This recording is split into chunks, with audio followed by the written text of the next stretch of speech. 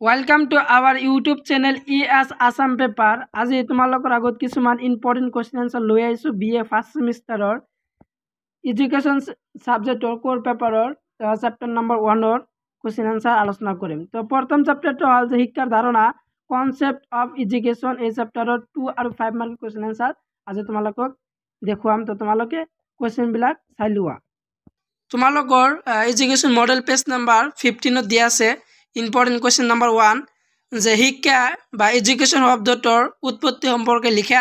তো ইয়াৰ আনসাৰত দিয়া আছে যে শিক্ষা শব্দটো মূলতঃ লেটিন ভাষা ই আৰু ডুকু শব্দৰ পৰা উদ্ভৱ হৈছে।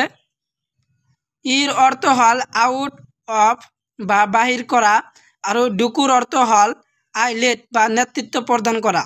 আন দুটা লেটিন শব্দ ইডুকেৰ আৰু ইডুকেৰ শব্দৰ পৰা এডুকেশ্যন শব্দটো উৎপত্তি হোৱা বুলি কোৱা হয়, যাৰ অৰ্থ হ'ল লালন পালন কৰা আৰু কৌশল আয়ত্ত কৰা। এইটো আছিল তোমালোকৰ ইম্পৰ্টেণ্ট। আৰু এই পেজৰ ইম্পৰ্টেণ্ট কুৱেশ্যন নম্বৰ 3 শিক্ষাৰ ক্ষেত্ৰখনৰ বিষয়ে চমুকৈ বৰ্ণনা কৰা। এইটো তোমালোকে চাই ল'বা। আৰু এই কুৱেশ্যনবিলাক তোমালোকৰ 2 মাৰ্কৰ কাৰণে তোমালোকে চাই ল'বা। 2 মাৰ্কৰ কাৰণে ভেৰি ভেৰি ইম্পৰ্টেণ্ট কুৱেশ্যন দুটা। আৰু হ'ল তোমালোকৰ 16 পেজ নম্বৰৰ ইম্পৰ্টেণ্ট কুৱেশ্যনটো হ'ল যে 8 নম্বৰ কুৱেশ্যনটো দিয়া আছে তোমালোকৰ শিক্ষাৰ অৰ্থ ব্যাখ্যা কৰা। তো শিক্ষাৰ অৰ্থৰ ব্যাখ্যা কৰিবলৈ কৈছে।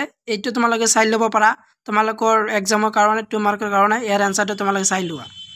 আৰু আছে এই পেজৰ ইম্পৰ্টেণ্ট কুৱেশ্যন নম্বৰ 6।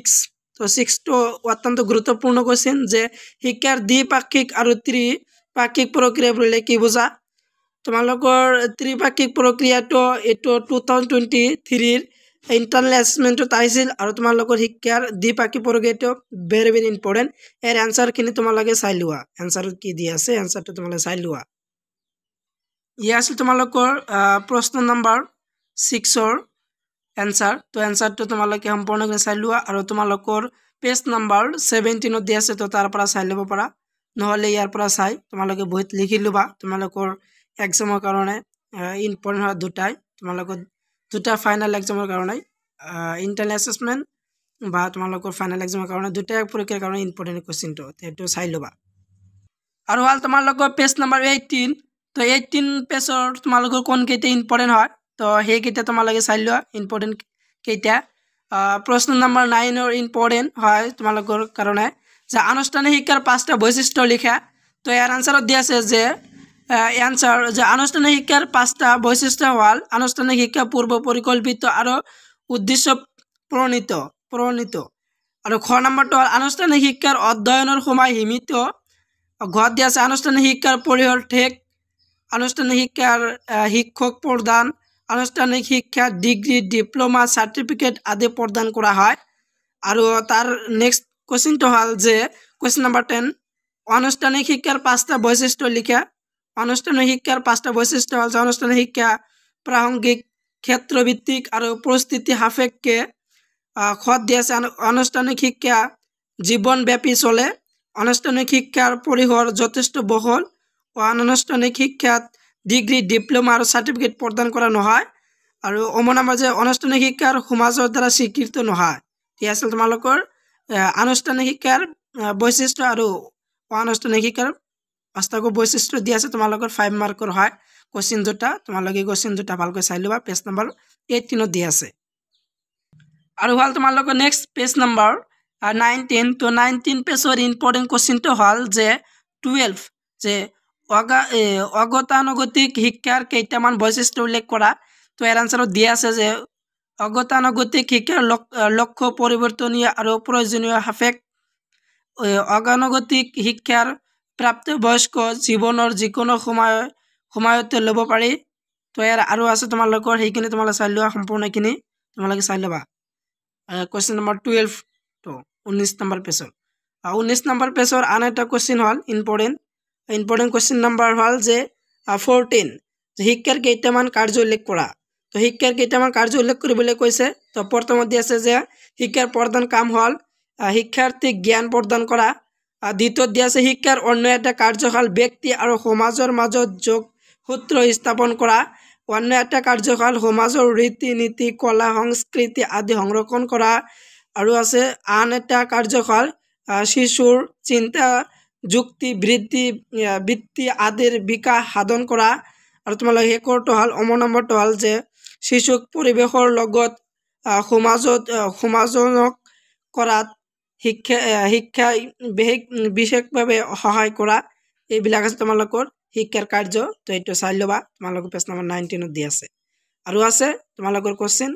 তো নেক্সটখিনিলৈ তোমালোকে চাই থকা আৰু হ'ল তোমালোকৰ 20 নম্বৰ পেজৰ এটা কোৱেশ্চন ইম্পৰ্টেণ্ট দিয়া আছে। তো ইম্পৰ্টেণ্ট কোৱেশ্চনটো হ'ল যে তোমালোকৰ 17 নম্বৰ কোৱেশ্চন নৈতিক শিক্ষাৰ প্ৰয়োজনীয়তা সম্পৰ্কে চমুকৈ লিখা।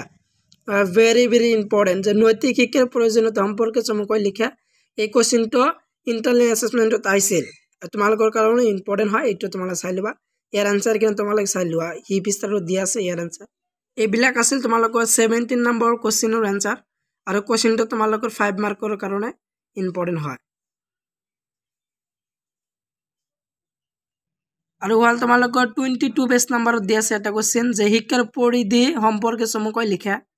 তো শিক্ষাৰ পৰিধিৰ সম্পৰ্কে চমুকৈ লিখিবলৈ কৈছে, এইটো চাব পাৰা তোমালোকে পৰীক্ষাৰ কাৰণে, ফাইনেল এক্সাম বা ইণ্টাৰনেশ্যনেলৰ কাৰণে তোমালোকে এইটো চাই ল'বা।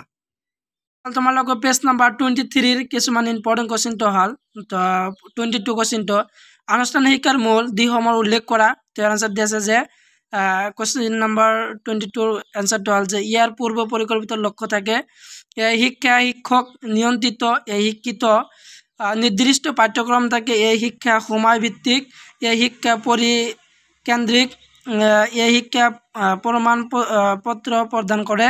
এই আছে তোমালোকৰ আনুষ্ঠানিক শিক্ষাৰ দিশসমূহৰ। তো এইটো ইম্পৰ্টেণ্ট হয়। আৰু হ'ল তোমালোকৰ পেজ নম্বৰ 24ৰ ইম্পৰ্টেণ্ট কোৱেশ্চনটো হ'ল যে 27টো তোমালোকে চাই ল'বা। আনুষ্ঠানিক শিক্ষা আৰু আনুষ্ঠানিক শিক্ষাৰ মাজৰ পাৰ্থক্য উল্লেখ কৰা। ভেৰি ভেৰি ইম্পৰ্টেণ্ট কোৱেশ্চনটো তোমালোকৰ ফাইনেল এক্সাম 2024ৰ কাৰণে, এইটো তোমালোকে চাই ল'বা।